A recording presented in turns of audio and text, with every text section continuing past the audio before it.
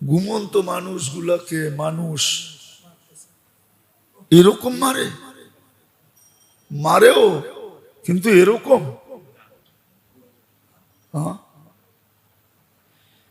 আচ্ছা, এরাই আমাকে বলুক, এরা যদি কোনো মসজিদে দাঁড়ায় বলে আমরা দিন শিখতে আইছি বা শিখাইতে আইছি, আমি তো চিন্তা করতেছি মানুষ দুদিন পড়া করে জুতা মারে কিনা।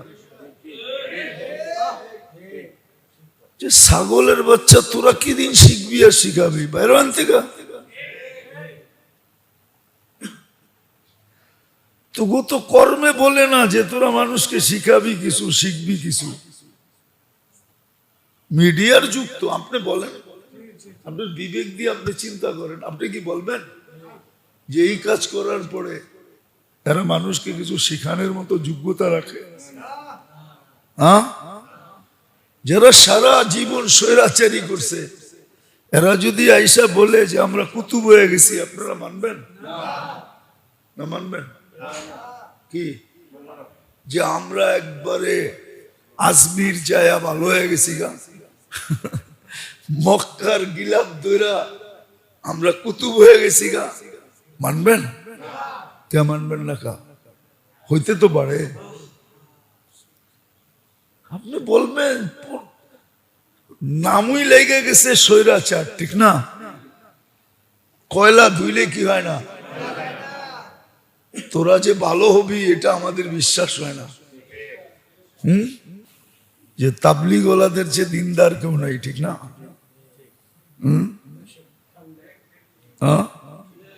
এরা দুনিয়াকে কি শেখায়? কি দিনদারি শেখায়, ঠিক না? মেহান্নত করে, কি মেহান্নত? নবীওয়ালা। হ্যাঁ, কিন্তু কর্মগুলা দেখেন, টঙ্গীর ট্রেজারি দেখেন,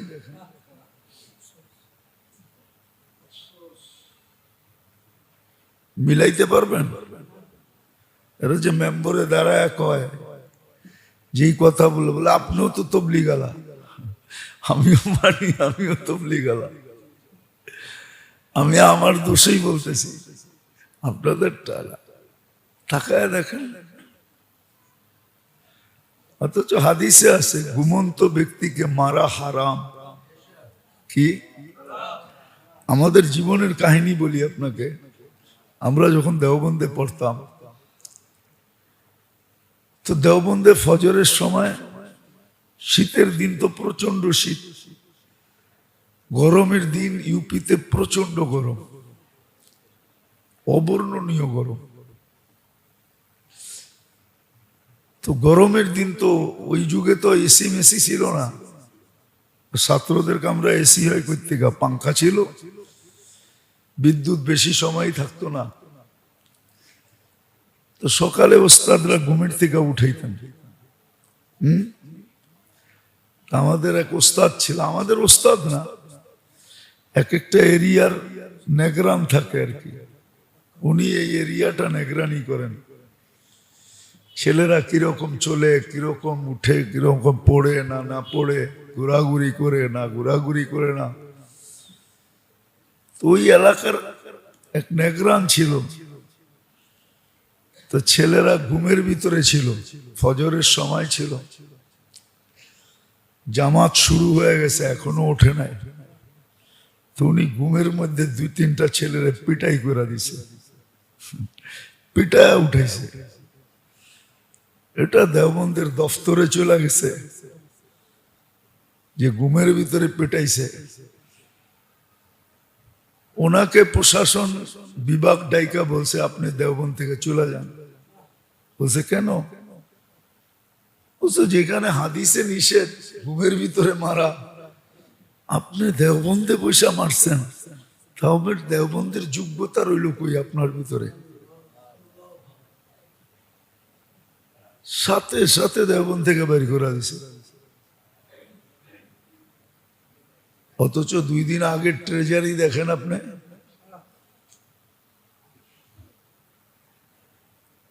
বুঝা গেল শিক্ষা আছে, আসো আরেকটা নাই। যাদেরকে সারা দুনিয়ার মানুষ জানতো, আমি আমার জীবনের কাহিনী বলি।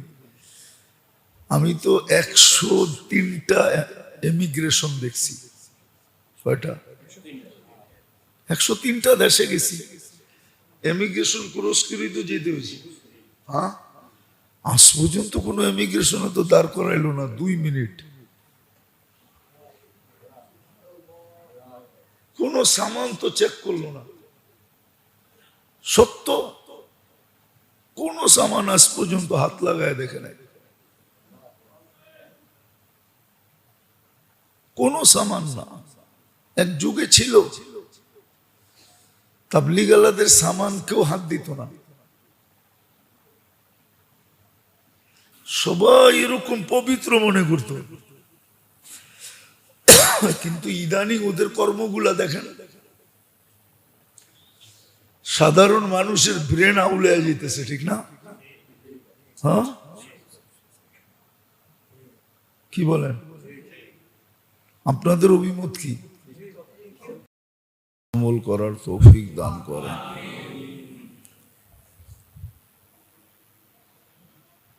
সত্য তো এটাই कि अमल से जिंदगी बनती है जन्नत भी जहन्नम भी। আমলের দ্বারাই মানুষের জীবন গঠিত হয়।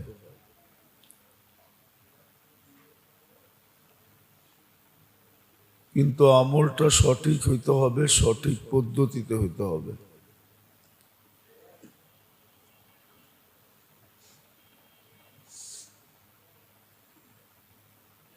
ये खाकी अपने फितरत पे ना नूरी ना नारी।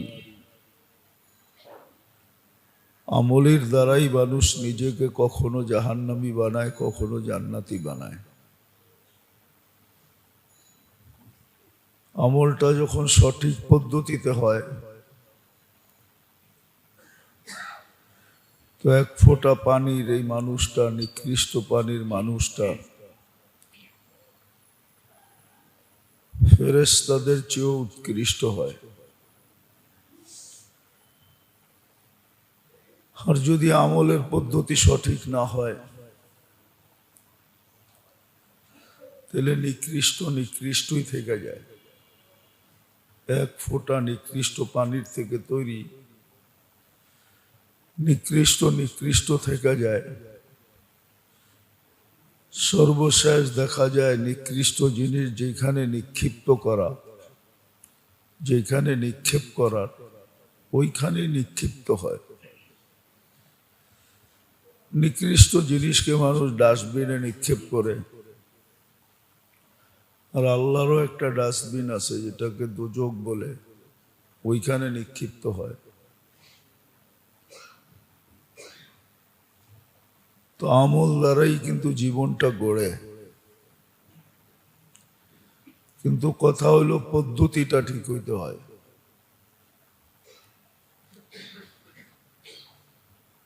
আর পদ্ধতিটা ঠিক হওয়ার জন্য শুধু শিক্ষা যথেষ্ট না, শুধু শিখলো এটা যথেষ্ট না।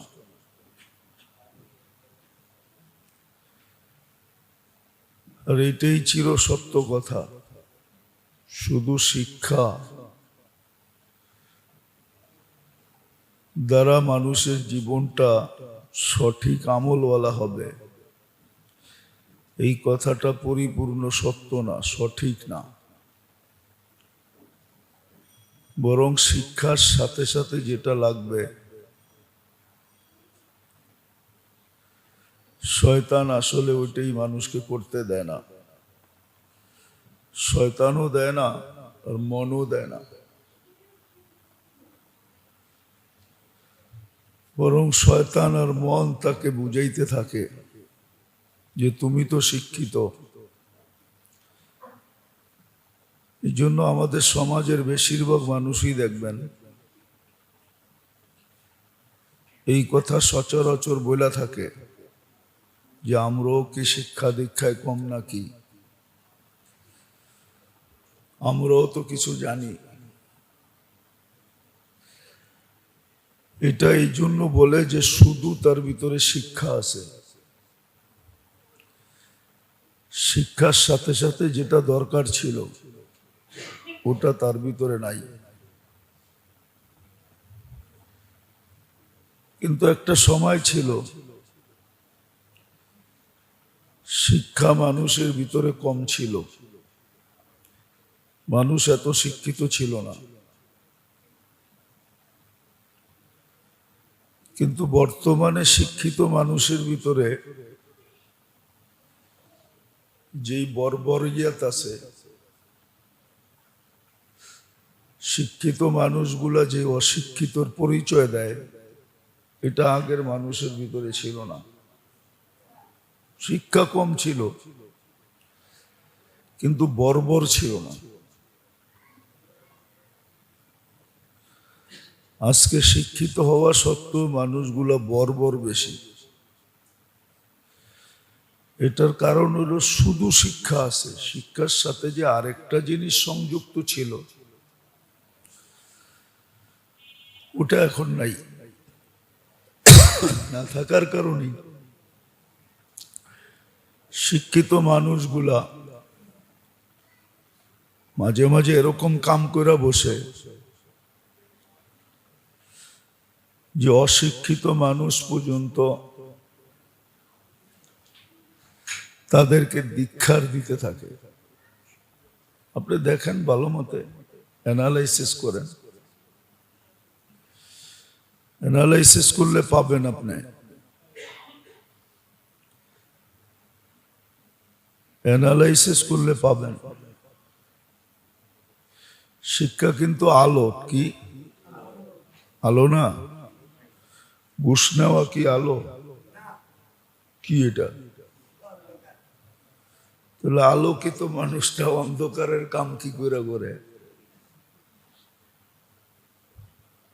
ঘুষ নেওয়া যদি অন্ধকার হয় তো এটি নেয় কারা? যারা আলোকিত তারা নেয়, ঠিক না? আলোকিত না হলে তো নিতে পারে না। এরকম শুধু ঘুষ না, সর্বক্ষেত্রে দেখেন জুলুম করে কারা? পদস্থরাই তো। হ্যাঁ, ও পদে গেছে কি দিয়া? তাহলে ওর ভিতরে আলো ছিল কিন্তু ও করতেছে কি? তাহলে বুঝে গেল ওর ভিতরে আলো নাই। আলো এই জন্য নাই যে শুধু শিক্ষা আছে, বাকি আরেকটা জিনিস যে দরকার ছিল এটা ও জানেও না, ওর ভিতরে নাইও। যার কারণে দেখবেন জুলুম কে করে? জুলুম কে করে? পরেরটা লুইটাকে নেয়। দেখবেন ওই লোকগুলাই নেয় যে লোকগুলাকে সমাজে মানুষ আলোকিত মনে করে। আসলে এরা আলোকিত না, শুধু শিক্ষা আছে। কিন্তু শিক্ষার সাথে যে আরেকটা জিনিস থাকতে হবে এটা নাই। এটা না থাকার কারণে ও ব্যালেন্স করতে পারে না। পাল্লার যদি একদিকেই জিনিস দেন আরেক দিকে না দেন তো পাল্লার ব্যালেন্স হবে না। ব্যালেন্স করতে হলে দুই দিকেই সম পরিমাণ দিতে হবে, তাইলে কি হবে? ব্যালেন্স হবে। এটা তো সুস্পষ্ট জিনিস, একটু ভাবলি বুঝে আসে। না বুঝার কিচ্ছু নাই, কোনো কঠিন জিনিস না, কোনো সূক্ষ্ম জিনিস না, চিকন জিনিস না। বুঝা গেল ওর ভিতরে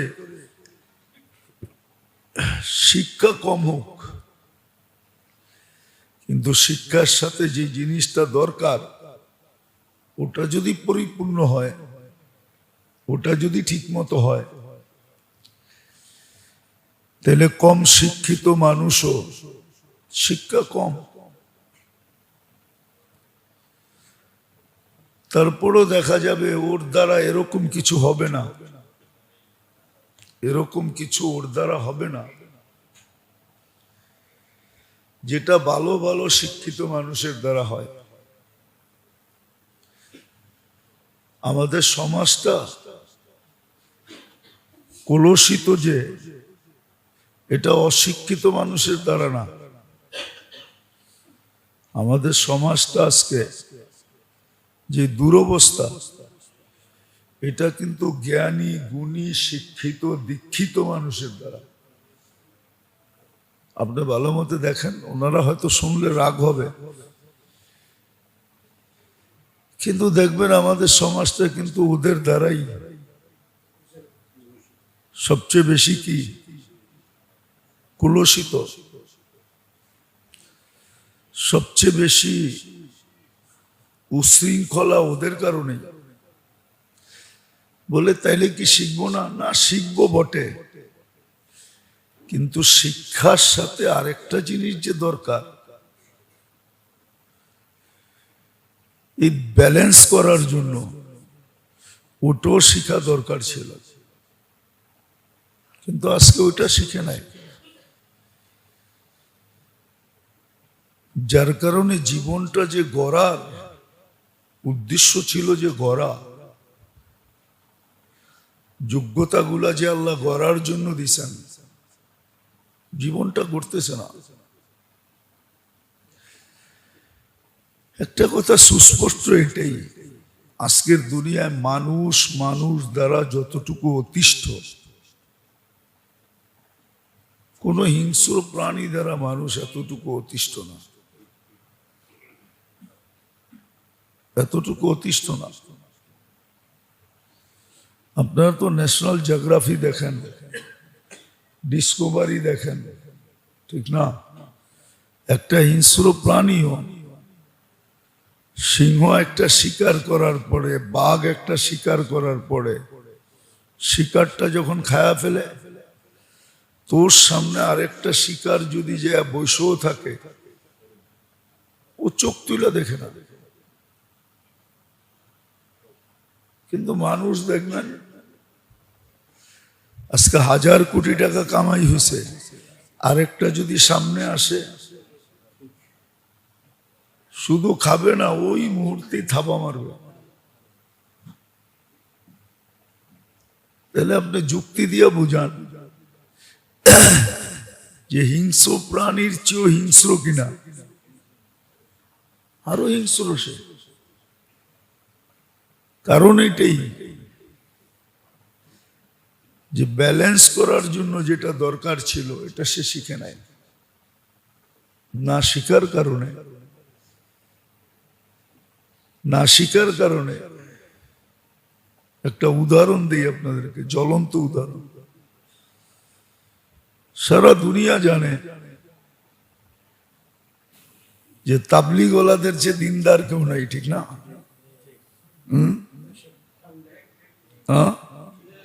এরা দুনিয়াকে কি শেখায়?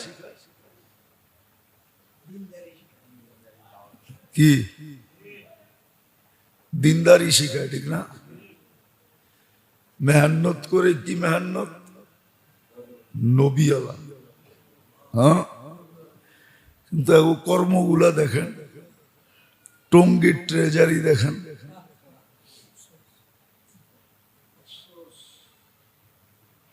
মিলাইতে পারবেন? এরা যে মেম্বরে দাঁড়ায় কয়, যেই কথা বলে বলে আপনিও তো তবলিগ আলা, আমিও মানি, আমিও তবলিগ আলা। আমি আমার দোষেই বলতেছি, আপনাদের তাকায় দেখেন। অথচ হাদিসে আছে ঘুমন্ত ব্যক্তিকে মারা হারাম। কি? আমাদের জীবনের কাহিনী বলি আপনাকে। আমরা যখন দেওবন্দে পড়তাম, তো দেওবন্দে ফজরের সময়, শীতের দিন তো প্রচন্ড শীত, গরমের দিন ইউপিতে প্রচন্ড গরম, অবর্ণনীয় গরম। তো গরমের দিন তো ওই যুগে তো এসি মেসি ছিল না, ছাত্রদের কামরা এসি হয় করতে, পাঙ্খা ছিল, বিদ্যুৎ বেশি সময় থাকতো না, তো সকালে ওস্তাদরা ঘুমের থেকে উঠাইতেন। আমাদের এক ওস্তাদ ছিল, আমাদের ওস্তাদ না, এক একটা এরিয়ার নেগরান থাকে আর কি, উনি এই এরিয়াটা নেগরানি করেন। ছেলেরা কিরকম চলে, কিরকম উঠে, কিরকম পড়ে না না পড়ে, ঘোরাঘুরি করে না ঘোরাঘুরি করে না। তো ওই এলাকার এক নেগরান ছিল, তো ছেলেরা ঘুমের ভিতরে ছিল, ফজরের সময় ছিল, জামাত শুরু হয়ে গেছে, এখনো ওঠে নাই। তো উনি ঘুমের মধ্যে 2-3টা ছেলেরা পিটাই করে দিছে, পিটায় উঠেছে। এটা দেওবন্দের দফতরে চলে গেছে যে ঘুমের ভিতরে পিটাইছে। ওনাকে প্রশাসন বিভাগ ডাইকা বলছে আপনি দেওবন্দ থেকে চলে যান। বলছে কেন? বলছে যেখানে হাদিসে নিষেধ ঘুমের ভিতরে মারা, আপনি দেওবন্দে পয়সা মারছেন, তাহলে দেওবন্দের যোগ্যতা রইল কই আপনার ভিতরে? সাথে সাথে দেওবন্দ থেকে বের করে দিছে। অথচ 2 দিন আগের ট্রেজারি দেখেন আপনি,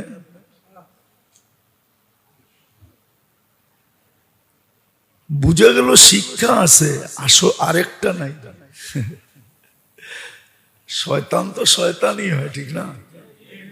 কি আমার সাথেরটা কি আমার চেয়ে ছোট নাকি? আমারটাও মুফতি সাহেব, ডাবল মুফতি, ছোটখাটো মুফতি না, আমারটা ডাবল মুফতি। নাইলে ও আমাকে ল্যাং মারবে কি করে? আমাকে ল্যাং মারতে তো হবে, ঠিক না? ডাবল মুফতি না হইলে তো ল্যাং মারতে পারবে না। হ্যাঁ, আমি স্বীকার করি এটা, আমারটা কিন্তু আমার চেয়ে বড় মুফতি। ওয়াল্লাহু করিম, সবার সাথে করিন আছে। আল্লাহ রসুল বলছে আমার সাথে যেটা আছে ফাকাদ আসলামা, ও মুসলমান হয়ে গেছে। সাহাবাদের সাথে যেটা ছিল ওটার থেকে সাহাবারা সুরক্ষিত ছিল, সাহাবাদের কাছ পর্যন্ত আল্লাহ পৌঁছতে দেন না। কিন্তু আমাদের ব্যাপারে তো এরকম কোনো কথা নেই। শয়তান তো সারাদিন আমাকে নিয়ে খেলে, এই জন্য কিতাবে আছে, শয়তান নিজেই বলে জানা আলা আবু কামা ইয়ালা আবুল আতফাল বিকুরাতিল কদম, আমি তোমারে নিয়ে এমন খেলি যেরকম বাচ্চারা ফুটবল নিয়ে খেলে, আমি তোমাকে সারাদিন নিয়ে খেলতে থাকি। কারণ এটাই, শিক্ষার সাথে সাথে আরেকটা জিনিস লাগে, চাই সেটা দুনিয়া শিক্ষা হোক, চাই সেটা দিনের শিক্ষা হোক। দুনিয়ার শিক্ষার সাথে সাথে আরেকটা জিনিস লাগে, আর দিনের শিক্ষার সাথে সাথেও আরেকটা জিনিস লাগে। এই দুটা না হলে ব্যালেন্স হয় না, এই দুটা জরুরি। এই দুটা এছাড়া জীবনটা গড়া হয় না, জীবন গড়া হয় না। জুব্বা সুব্বা পাকড়ি সাগরি, এটিও অনেক সময় অহংকারের কারণ হয়, অহংকারের কারণ হয়। এটি কিতাবে আছে, আমি বানায় বলতেছি না। রিয়া 4 প্রকার। রিয়া, রিয়া 4 প্রকার। রিয়া, শুধু রিয়া তো নাই, তারপরে ওজবও আছে। শুধু ওজব নাই, তারপরে সুমা আছে, এটি আরবি শব্দ, এটি রোগ। আর এটি শিক্ষিত মানুষেরই হয়, অশিক্ষিত মানুষের হয় না। এটি কার হয়? অশিক্ষিত মানুষের হয় না। যারা অশিক্ষিত ওদের এগুলো হয় না, এগুলো শিক্ষিত মানুষের হয়। কিছু রোগ আছে বয়সের উপরে নির্ভর হয়, ঠিক না? ওটা বয়স্ক ছাড়া হয় না। কয় না কোমর ব্যথা করে, হাঁটু ব্যথা করে, তো ডাক্তাররা কি বলে? বয়স হয়েছে তো,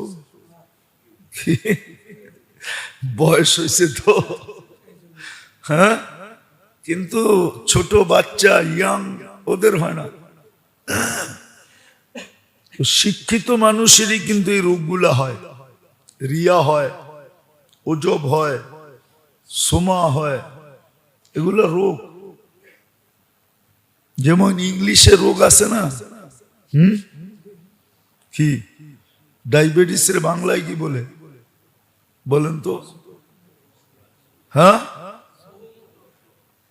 দুই একজনে জানে, ছাড়া কেউ জানে না। জিজ্ঞেস করেন। আপনি তো বহুমূত্র বললেন, অনেকে জানে না। জানেন আপনারা ডায়াবেটিসের অর্থ যে বহুমূত্র? 2-4 জন 10 জন জানে, আপনি জানেন, পাশের জন জানে না। জিজ্ঞেস করেন। এ আজকে শুনলো, উনি ডায়াবেটিসই জানে। ডায়াবেটিস এটা ইংরাজি শব্দ, এটা বাংলা না। চেয়ারের বাংলা জানেন? চেয়ারের ওটা আপনি জানেন, বাকি কেউ জানে না। জিজ্ঞেস করেন। হ্যাঁ, ঠিক না? কিন্তু ওই যে ইংলিশ যে জানে, ওই জানে এটা চেয়ার। তো শিক্ষিত লোকেরই এই রোগগুলা হয়, অশিক্ষিত লোকগুলার এই রোগ হয় না। রিয়া হয় না, সোমা হয় না, ওজব হয় না, শিক্ষিত লোকগুলার হয়। তো সত্য এটাই, মানুষের শিক্ষার সাথে যদি আরেকটা জিনিস সংযুক্ত না হয় তো ব্যালেন্স হয় না। তখন শিক্ষা মানুষকে আউলায়া দেয়। এটা হাদিসে আছে, আল্লাহ রসুল বলছে এক জমানা আসবে কাসিরুন খুতাবাউহু, প্রত্যেক ব্যক্তি বক্তা হবে। এই ইউদফান উমরিকা সায়াতি আলাইকা জামান, ইয়া হারিস, হারিস রাদিয়াল্লাহু তাআলা আনহু বলছে আল্লাহ রসুল, ই ইউদফান উমরিকা সায়াতি আলাইকা জামান। মিথ্যাকে এত সুন্দর সাজায়া বলে আমার মঞ্চে আমি আবার যাই ভর্তি, ইমামতি সিমামতি সব ছেড়া দিই। আমি মসজিদে বসে বলতেছি, মাঝে মাঝে আল্লাহর উপরও আশ্চর্য লাগে, আল্লাহ এরকম কেমনে দিলেন আপনি? বয়স কতটুক? হ্যাঁ, আল্লাহ যে দেনেওয়ালা দেখলে বোঝা যায়। তো যেটা বুঝাইতেছিলাম, প্রত্যেক ব্যক্তি বক্তা, চিল্লা দিতে দেরি নাই। অনেকরে দেখা যায় মেম্বরে দাঁড়ায় এমন ওয়াজ করে, হ্যাঁ ওলামা পর্যন্ত ফেল। হ্যাঁ, ওলামা পর্যন্ত ফেল হয়ে যায়। 3 চিল্লা দিলে তো কথাই নেই, ঠিক না? তো শিক্ষিত মানুষগুলো বেশি ধোকার শিকার হয়। এদের দ্বারাই মানুষ, যে সাইনবোর্ড লাগাইছে ডাক্তারি, ওর হাতেই মানুষ মারা যাবে। কিন্তু যে সাইনবোর্ড লাগায় নাই, ওর হাতে একজনও মরবে না। কেন? ওর কাছে কেউ যাবেই না। কে মরবে? কি আপনার কাছে যাবে না কি ওষুধ আনতে কেউ? হ্যাঁ, ওই যে ডাক্তারি সাইনবোর্ড লাগাইছে ওর কাছেই যাবে, ঠিক না? তো যেটা বুঝাইতেছিলাম, শিক্ষার সাথে যদি আরেকটা জিনিস না হয় তাহলে ব্যালেন্স হবে না, ও ধোকার শিকার হবে। কসম খোদার, কসম, সত্য এটাই। দুনিয়া মানুষকে এটাই দেখাইতেছে। দুনিয়া মানুষকে, মানুষ দুনিয়াকে এটাই দেখাইতেছে। এই যে দেখেন, যাদেরকে সারা দুনিয়ার মানুষ জানতো, আমি আমার জীবনের কাহিনী বলি। আমি তো 103টা এমিগ্রেশন দেখছি। কয়টা? 103টা দেশে গেছি, এমিগ্রেশন ক্রস করে তো যেতে হয়েছে। হ্যাঁ, আজ পর্যন্ত কোনো এমিগ্রেশনে তো দাঁড় করাইলো না 2 মিনিট। কোন সামান তো চেক করলো না। সত্য, কোন সামান আজ পর্যন্ত হাত লাগায় দেখে নাই। কোন সামান না। এক যুগে ছিল তাবলিগালাদের সামান কেউ হাত দিত না, সবাই এরকম পবিত্র মনে করত।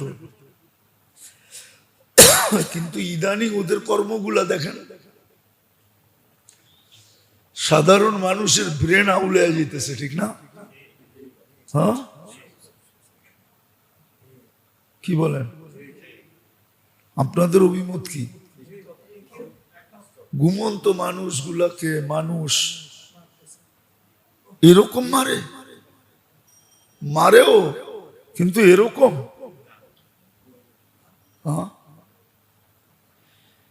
আচ্ছা, এরাই আমাকে বলুক, এরা যদি কোনো মসজিদে দাঁড়ায় বলে আমরা দিন শিখতে আইছি বা শিখাইতে আইছি, আমি তো চিন্তা করতেছি মানুষ 2 দিন পরে করে জুতা মারে কিনা।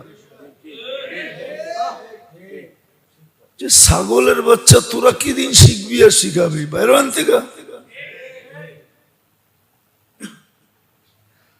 তবু তো কর্মে বলে না যে তোরা মানুষকে শিখাবি কিছু, শিখবি কিছু।